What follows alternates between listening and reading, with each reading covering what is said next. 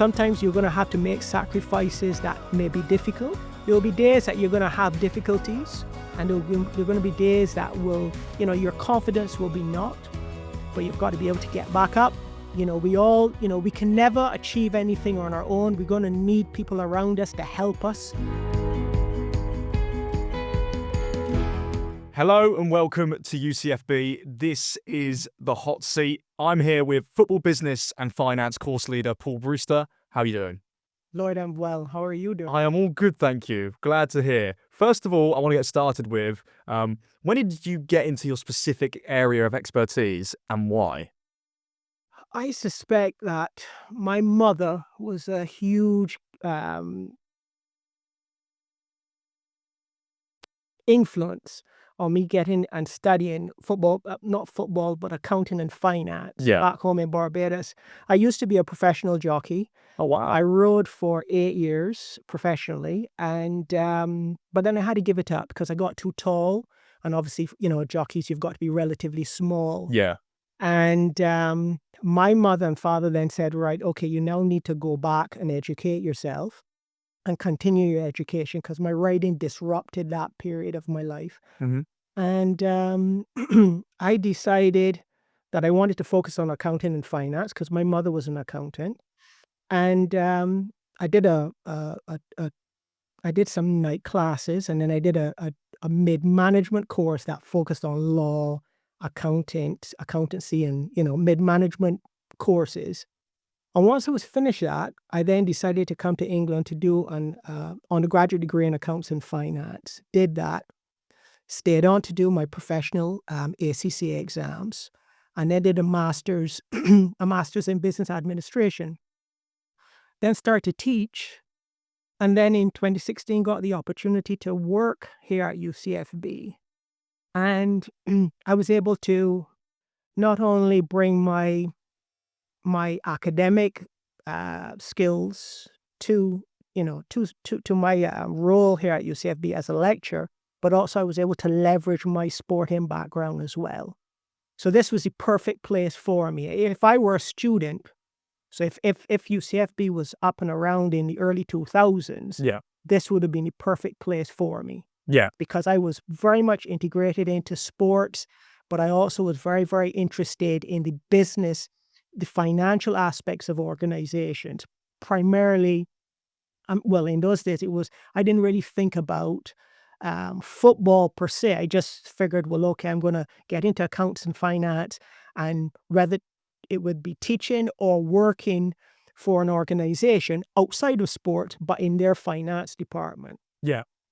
So you say that you were a jockey for 8 years. Tell me a little bit more about that, because that's really interesting. That was probably, Lloyd, one of the best times of my life. Yeah. I had no background, so it wasn't like my parents were involved in the horse racing industry. I just had a really good friend who rode horses, and my parents and his parents carpooled. And every Thursday I would have to go and watch him ride, in order to get home that day. And one day he said to me, well, you've always been very athletic. Why don't you try, why don't you see if you would like it? Lloyd, I got on that horse probably about 2 weeks later, and I fell in love with it. Yeah. All the other sports that I played, table tennis, lawn tennis, squash, everything, I just decided that was it. I don't want to play these sports anymore. I just want to focus riding horse. All out the window. Yeah. So it took me 5 years to get myself to a standard where I was ready to ride professionally. And then when I started, as I said, I started in 1986. So that was when I was 16 years old. And then I retired in 1994. But it provided me with a lot of, I developed a lot of skills. I came out of my shell. I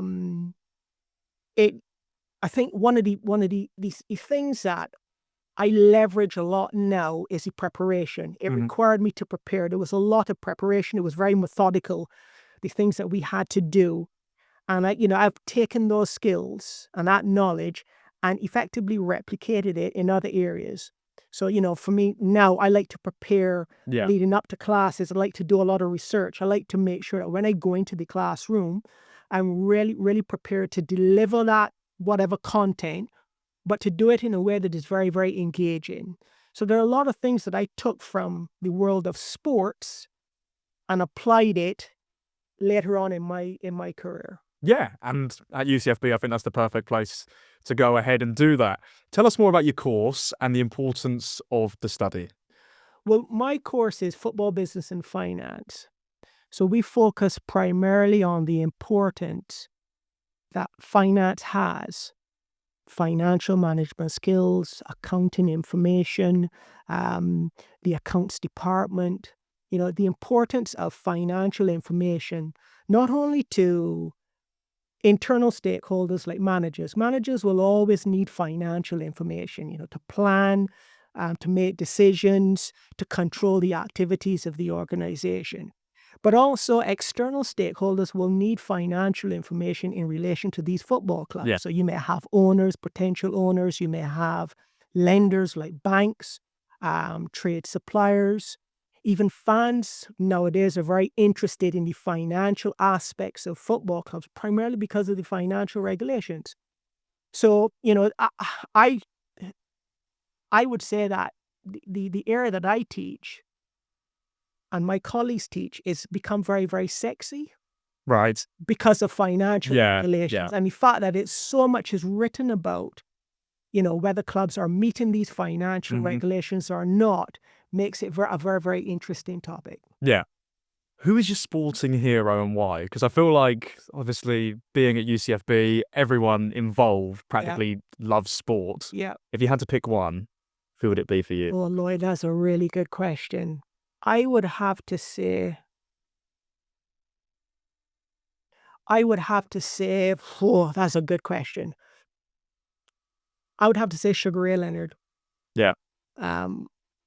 A boxing champion who I believe transcended the sports. He was very much like Muhammad Ali, very, very similar, very charismatic, a great fighter, won 5 divisions titles, and he came of age in the 80s. Yeah. My father was a big boxing fan and a big boxing fan of Sugar Ray Leonard.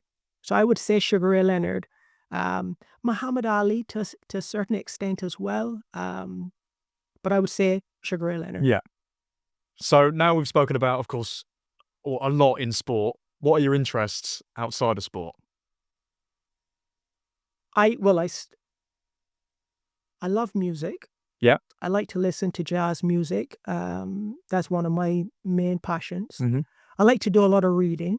I like to read a lot of autobiographies of people that are relatively famous or people that do things that I'm really interested in. I like politics. Yeah. I like to read and engage with politics. It's something that I believe that all of us should do. Sometimes I get very annoyed when people say, well, I'm not interested in politics, when in actual fact, politics impacts all of Exactly. lives. Yeah, I totally agree. I think you need to have a level of engagement. I think that all of us should vote, when it's time to go to the polling stations, because it's a right that I think we should exercise. All of us should exercise. I think that's about it, really. Yeah. Do you have a favorite musician if you had to choose one? Is there anyone that comes to mind straight away? Oh, that's another good question, because there's so many. There's so many. I know, it's such a difficult question. When I get asked it myself by just random people, I'm like, oh, I'm stumped. You have to take a few seconds to sort of think about it. To be honest with you, look, I like so many different musicians. I mean, Yeah. different genres as well. Bob Marley, Sting, David Foster. There's so many artists. Miles Davis, Whitney Houston. Yeah. I mean, there's so many. So many. So many. You could go on for ages. yeah. It's just Barbra off the top of your Streisand. head. Exactly. Yeah. There are a lot of artists that I mean, if I were to show you my list of music on my iPhone, Yeah. you would get the sense that I'm all over. You're all over the place. You've got a wide range a of wide music. Yeah. Yeah. If you have one piece of advice for anyone trying to get into the industry or in the position that you're currently in, what would the piece of advice be? I would say that I think you got to have a belief in your capabilities. You've got to have a can-do attitude at all times, even though you may feel afraid, particularly when you're going to engage in something in a new way. I would say that you've got to work really hard. Sometimes you're going to have to make sacrifices that may be difficult, Yeah. but are short-term sacrifices. And I think always having a positive attitude. There'll be days that you're going to have difficulties, and there are going to be days that will, your confidence will be knocked, but you've got to be able to get back up and keep going. Yeah. So there's a level of resilience, I think, that is vitally important. Any goal, anything that you want to achieve in life, you've got to have direction. You've got to have mentors, so your family, lecturers like myself. One of the things that I try my level best to do is to support my students as much as I possibly can, to inspire them to do well, so that when they leave, they look back on their experience at UCFB thinking, yeah, you know what, Paul Brewster or this lecturer, whatever, really inspired me to do well, and they have fond memories of that lecturer or group of lecturers. Because we all need that inspiration. Yeah. We can never achieve anything on our own. We're going to need people around us to help us. And I see my role as a facilitator and as an influencer for students to help them achieve their career goals. Yeah. And if I've done that, I've done my job. Yeah. No, I couldn't have put it any better. Top 3 tips to be involved in football, business, and finance specifically. I would say, assuming that you've done your undergraduate degree here, I would say the number one tip would be to engage with the ECP team as much as you possibly can. Because I think that over the 3 years, you've got to be building your CV so that you can differentiate yourself from other candidates when you get out into the real world. So if, let's assume that you wanted to do an internship, engage with the ECP team. They may be able to get you into a club so you can get that experience. Let's assume that you get your foot in the door. I would suggest that try your level best at that institution so that those that are engaging with you have a positive impression of you, because that could possibly be a job waiting for you when you leave the university. I'm not too sure. I mean, other than, constantly trying to do your level best. Yeah. Always think about how you can add value to the institution that you're going to be working for as well. How can you?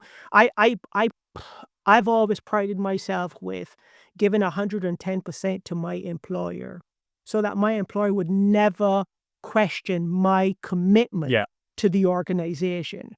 I think you've got to be passionate as well too with what you're focusing, the areas that you're going into. I think that's key. If you're passionate about the job that you are, or the career that you're embarking on, I think that there's less chance for you to not take it seriously, and less chance for you not to give of your best. When I come to UCFB, I don't see it as a job. I see it as an opportunity for me to help young people. And maybe that's the reason why I put so much into it, because I don't see it as just, I just come to clock time and then I get paid at the, I always say to students, when you succeed, I succeed. If you don't succeed, I don't succeed. And it worries me, it bothers me, because I think, well, what could I have done better to have allowed students to be able to achieve their objectives? So I would suggest that you've got to be proactive. You've got to work really, really hard, and you've got to be committed. And you can't, hopefully, the career that you end up, or the job that you end up in, is not. You don't see it as a job per se. You see it as a passion. Yeah. Yeah, I think that's so spot on. Like, if you are gonna take on a uni course, you've got to be passionate about it. You Got have to be passion. passionate about it, because the more passionate you are, the more likely you are to succeed. As you said, I don't think you could have put it any better. I think too, Lloyd, what you just said just sparked an idea in my head as well too. I think that, if students are really interested in football business or sports business, one of the things that the younger generation needs to realize is that you've got to do a lot of reading. Yeah, You've got to read reliable sources of information in the areas that you're focusing on. So if you are focusing on marketing and football, there are journals that focus on marketing, or business magazines that, try to gather as much information as you possibly can on the football industry. The more you gather, the more understanding you have of how the football industry operates, the better chance you have of being successful at university. It's about acquiring knowledge from reliable sources of information. And what you will find is that the more information you have and the more knowledge you have of the football industry, the better position you're in to do your assignments, as well as preparing yourself for the eventuality of sitting in front of someone for a interview where you can demonstrate that knowledge in relation to football. yeah. Well, that's all we've got time for. Thank you so much, Paul. It's been an absolute pleasure. If you have any questions about Paul's course or any of the courses here at UCFB, you can ask any questions on their social medias, and also you can check out the information that is available on the UCFB website. The University Campus of Football Business offers an inspiring learning experience with unique university degrees focused on your chosen career in the football and sports industry. Come to UCFB and study an undergraduate or postgraduate degree in media and journalism, coaching and analysis, sports business and finance, plus much more at iconic sporting locations such as Wembley Stadium and Manchester. To kick off your career in sport and find out more about our courses, visit ucfb.ac.uk.